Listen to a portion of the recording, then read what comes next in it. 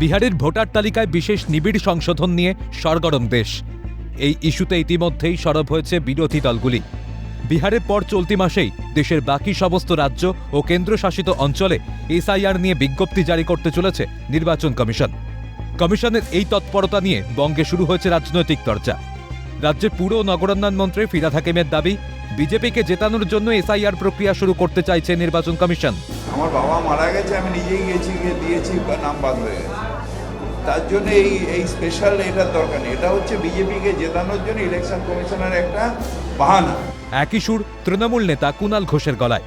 তার দাবি, যে ভোটার তালিকার মধ্যে দিয়ে নরেন্দ্র মোদী প্রধানমন্ত্রী হয়েছেন, সেই ভোটাররাই যদি ভুতুড়ে হয়, তাহলে তো গোটা মন্ত্রিসভারই ইস্তফা দেওয়া উচিত।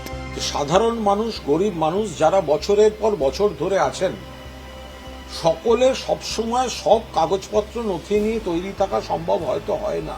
যে ভোটার তালিকার মধ্যে দিয়ে ভোট হয়ে নরেন্দ্র মোদী প্রধানমন্ত্রী হয়েছেন, তাদের ভোটাররাই যদি বাদ যান আর ভুতুড়ে হয়, তাহলে এরা প্রধানমন্ত্রী আর স্বরাষ্ট্রমন্ত্রী এসব থাকবে কেন মন্ত্রিসভা? তাহলে মন্ত্রিসভা ইস্তফা দিয়ে দিক। যদিও এই ইস্যুতে বঙ্গের শাসক দলের বিরুদ্ধে তীব্র আক্রমণ শানিয়েছে পদ্ম শিবির। কেন্দ্রীয় প্রতিমন্ত্রী সুকান্ত মজুমদারের পাল্টা দাবি, ভারতবর্ষে যদি এসআইআর হয়, তাহলে এখানেও হবে। কমিশনের কাজ এসআইআর করা অবশ্যই হবে, কেন হবে না? এই রাজ্য কি পাকিস্তান হয়ে গেছে? যেখানে হবে না, ভারতবর্ষে যদি এসআইআর হয় এখানেও হবে। তুমি কে কি করার আছে? মুখ্যমন্ত্রী জনগণের দ্বারা পরিচালিত, জনগণের দ্বারা নির্বাচিত, এটি সরকারের প্রমুখ। নির্বাচন কমিশনের কাজ হচ্ছে এসআইআর করা।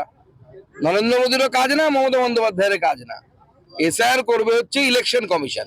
ইলেকশন কমিশন করবে এসআইআর। একই সুর বিধানসভায় বিজেপির মুখ্য সচেতক তথা বিধায়ক শঙ্কর ঘোষের গলায়। তার খোঁচা, মৃত ব্যক্তিদের দিয়ে ওরা ভোট দেওয়াতে পারবে না, তাই ওরা এসআইআর নিয়ে আপত্তি তুলছে। এসআইআর নিয়ে আপত্তি এই কারণে, এরা স্বর্গীয় যারা তাদেরকে নামিয়ে নিয়ে এসে ভোট দেয়, এবার ওরা ভোট দেওয়াতে পারবে না, তাহলে স্বর্গীয় মানুষদের সামনে ওদের মুখ দেখানোর জায়গা থাকবে না, তাই জন্য ওরা এসআইআর নিয়ে আপত্তি করছে। সিপিআইএম নেতা সুজন চক্রবর্তীর দাবি, জীবন্ত মানুষকে রক্ষা করো এবং মৃত ব্যক্তিদের নাম খারিজ করো। এসআইআর এটাই হওয়া উচিত। মৃত মানুষের নাম বাদ দাও, কিন্তু মৃত মানুষের নাম রেখে দিয়ে জীবন্ত মানুষকে সন্দেহ করে বিপদে ফেলবে, এ হতে পারে না। জীবন্ত মানুষকে রক্ষা করো, মৃত মানুষকে খারিজ করো, এইটা হওয়া উচিত। এসআইআর কি বলছি আমি জানি না, এইটা হওয়া উচিত রিভিশন। বছর ঘুরলেই রাজ্যে বিধানসভা নির্বাচন। তার আগে এসআইআর নিয়ে রাজ্য রাজনীতির পারদ চড়তে শুরু করেছে।